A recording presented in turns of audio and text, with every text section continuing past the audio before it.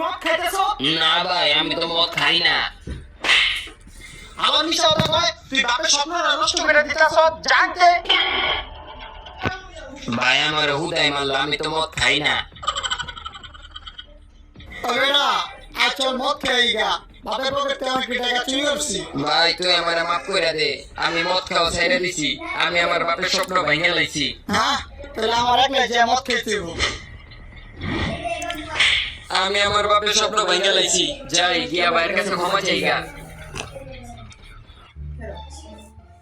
ভাইয়া তুমি আমার মাফ করে দাও, আমি আমার বাপের স্বপ্ন ভেঙে লাইছি। না আমি তো আর মাফ করতে পারতাম না। আচ্ছা ভাইয়া, বাপের স্বপ্নটা কি আছিল যেটা আমি ভেঙে লাইছি? আমাগো বাপের স্বপ্ন ছিল যে আমরা পরিবারের সবাই মিলে একসাথে মদ খামু, কিন্তু তুই একলা গিয়ে মদ খায় বাপের স্বপ্নটা ভাঙিয়ে দিছো।